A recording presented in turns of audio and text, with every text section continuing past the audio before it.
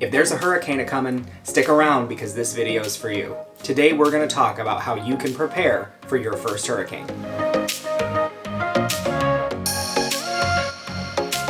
What's going on, everyone? My name is Cody Jones and welcome to my channel Leveled Up Home. I'm really excited that you're here.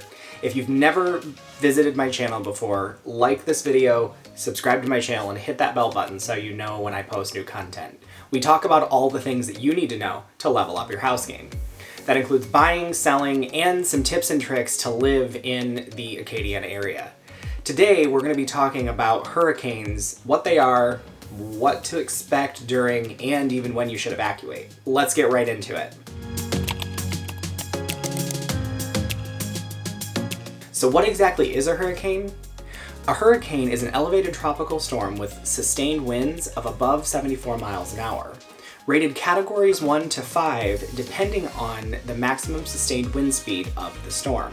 Hurricane season starts on June 1st and ends on November 30th, although hurricanes can absolutely hit at any point in time in the year. It's not date driven. Hazards that come along with hurricanes include very heavy rains, high winds, obviously above 74 miles an hour, that include tornadoes, which do spin off of hurricanes, and storm surges. Storm surges are abnormal rises in water due to rainfall and wind that are outside of normal tides. So I want you to think about it like the movie Poseidon, where it's like a wall of water, but not quite like the rogue wave that flipped the ship over, but more like a steady and fast increase in tide. Now that we know what a hurricane is, what exactly do you do during a hurricane, and what can you expect while there's a hurricane happening? Or what do you do to get ready? So we're gonna answer all those questions right now. So the first thing that you wanna do as soon as that hurricane warning is issued, you need to lock up all of your outside stuff.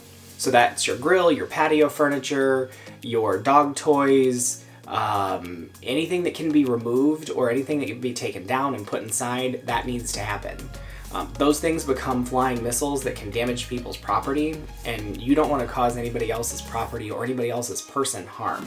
So absolutely lock that stuff up in a covered porch or in a garage, and let's keep everyone safe, because 74 miles an hour is the lowest that it's going to be as far as sustained winds. So you're gonna see 70, 80, 90 miles an hour in winds, and the gusts could potentially be even higher than that. Don't cause anybody else's property damage and move your stuff inside. So the next thing that we're gonna do as soon as that hurricane watch is issued is we're gonna go shop for essentials. So we're gonna go fill up the cars, we're gonna go fill up the gas cans. I'd recommend 2 gas cans, 5 gallons each, so you have 10 gallons of gas, just to be safe. And we're gonna go grocery shopping, but you wanna shop for things that aren't perishable. Because if you don't have a generator, you're not gonna be able to plug your refrigerator or freezer in. You wanna stay out of your refrigerator and freezer as much as possible if you don't have a generator, because you never know when the power's gonna come back on. So if you have an electric stove, you might not be able to power your stove, so you need to get things that you can eat without being able to cook. If you have a gas stove, more than likely your gas service is gonna stay on, so you can light your stove using a match or a lighter and be just fine and be able to cook like normal. In most instances, the water stays on, but depending on how long the power's out, that might also change. So you wanna buy bottled water, because you have to have stuff to drink. You can't go without water. It's also not a bad idea to maybe fill up your bathtub, fill up the sinks, because at that point you can use the water out of your bathtub to flush the toilet if the water does go off. It's a good idea to keep a bucket so you can like scoop the water out of the bathtub and put it in the tank of the toilet. So just a thought. One of the things that you want to remember here is we're not buying groceries to be gourmet cooks. We're buying groceries to survive until things go back to normal. So like I said, you want to get things that don't perish. So you're looking at like boxed mac and cheese and ramen noodles and things that you can make without having to have a whole bunch of work involved. So I want to give a little bit of a backstory. So when we first moved to Louisiana, neither one of us had ever been through a hurricane. We were both from like the northern Midwest, and neither one of us had ever even seen a tornado. So moving to Louisiana, it was a little bit of a shock, because it was like, okay, now we have this like major storm headed right for us, and neither one of us knew what to expect. So the first time we like battened down the hatches and did most of the stuff on this list. There's a few things that we're gonna get to next that really stepped up our hurricane game. We did everything right for the most part. We put everything inside, we went and got gas, we did all of those things, so we were prepared. But it sucked because we we didn't know what to expect. So I'm hoping that this video will allow you to prepare better than we did. And to give you a little bit of insight as far as the two hurricanes that we actually physically sat through, and they were full-blown hurricanes that hit Lafayette. Our house wasn't like crazy damaged. We didn't have any roof damage or window damage or anything like that. We did have a piece of the outside soffit blow off. We had some insulation flowing around, but that wasn't too hard to fix. We were able to do it ourselves. We just tacked it back up. Luckily, that was the only thing that's ever happened to us. I will say that Hurricane Laura was a lot more rain, and Hurricane Delta was a lot more wind. Preferably, I think I take the rain over the wind because rain's less damaging because our subdivision is relatively high. Now, there were a lot of people that flooded in Hurricane Laura. So just something to keep in mind when you're looking for a home. It's one of the reasons why a lot of people don't want to find a home in a flood zone, because you're more likely to flood in instances where you have these storms that come in with a lot of rain. So the next thing is really going to step up your hurricane game if you're going to stay in your house and you're going to try to ride out the storm. If they tell you to evacuate, you need to evacuate. We're going to get to that next. But what you want to do is buy a generator. So a generator is pretty game changing, and there's a few things that you can actually purchase along with your generator to make it even more game changing. So what I would recommend is purchase a generator that's big enough to power your refrigerator, power a portable air conditioner, and maybe power a TV as well. Because again, you don't know how long the power is going to be out, so you don't want to be bored, so it's best to be able to watch Netflix. So buy a generator that can power all three of those things. I've got some links down below to some of the things that you're going to need as far as purchasing to have on hand. There is a generator down there that we do personally have. The generator cord is something that you absolutely need because you don't want to be running multiple extension cords out to the generator itself, because you can't run the generator in your home because of carbon monoxide, so you do have to run it outside. Obviously, the generator runs when the storm has finished and the power has gone off. You don't necessarily want to run it while the storm is like in full effect, because that could cause more damage than what it's worth. I will tell you that owning a generator, being able to have air conditioning so you're not suffering in the humid and the sticky heat is phenomenal. Being able to watch Netflix is great. That kind of leads us into the next thing, which make sure your cell phone plan allows you to use your phone as a hotspot, because if you're allowed to use your phone as a hotspot and you have a smart TV, you can actually hook your phone up to your TV to run the internet off of. And then, like I said, you can watch Netflix. It's a big game changer. And then it's pretty much like nothing ever really happened outside of the fact that your full power is not on. I want to circle back to a few things that I recommend having on hand at all times just to make sure you're prepared for any storm.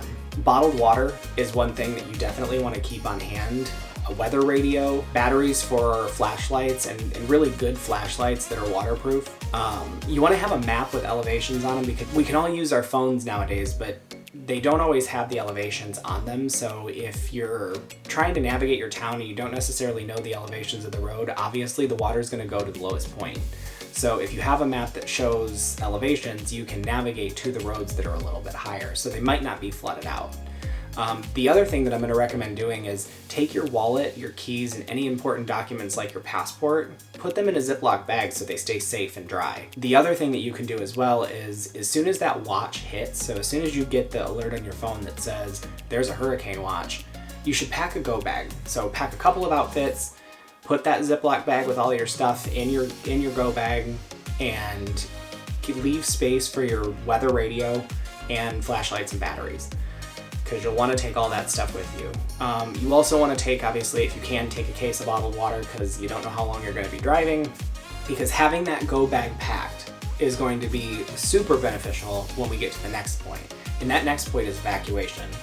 If your zone is an evacuation zone, that means that they're expecting your zone to be hit the hardest by the hurricane. So that means the most rain, the heaviest winds, the most likely chance to have a tornado. If you can get out, you want to get out. You don't want to try to stay and ride out the storm if you're in an evacuation zone, just because it could be very dangerous. They could be expecting it to flood. There's a whole bunch of things and a whole bunch of reasons why they say to evacuate. So pack your go bag and use it if you have to. Remember, the whole point of this is to stay safe, because You don't want to get into a situation where you put anybody at harm, including yourself or your family or other people that are around you. Keep that in mind as you're navigating this whole hurricane situation. Stay calm, because if you're freaking out, it's just going to raise your stress level, and that's not good for anybody. Follow these steps, and you'll be on your way to making sure that you get through your first hurricane with no problem. Keep in mind, these storms can be devastating and even deadly, so they shouldn't be taken lightly. Take time as soon as you move into the neighborhood to talk to your neighbors about what it's like experiencing hurricanes in your neighborhood, and ask them which hurricanes hit the hardest and what happened during those hurricanes. I know today's topic wasn't necessarily the most upbeat and fun topic that we could have talked about, but I do feel that this topic is very necessary living in southern Louisiana, because in the couple of years that I've lived here, we've experienced 4 hurricanes. 3 of them were kind of iffy, and one of them was not really a big deal at all because luckily it steered away, but it was unfortunate because that hurricane hit other parts of the state very hard. And we've been fortunate so far, but that's not to say that it's going to stay that way the whole time that we live here. So just be prepared, listen to what people are saying around you, and if you do have to evacuate, use your go bag and evacuate. My name is Cody Jones, and thank you for watching my channel Leveled Up Home. If you haven't already, subscribe to this channel, like this video, and hit that bell button down below so you know as soon as I post another video. I do post content every week, or I try to as much as I can, to bring you as much information as possible, because I think there's a lot of information to share. So if you need anything from me, my contact information will be down in that description box below, along with all of the links for some of the things that I recommend purchasing to get prepared for an emergency hurricane situation. So with that, I'll see you in the next one. Bye guys.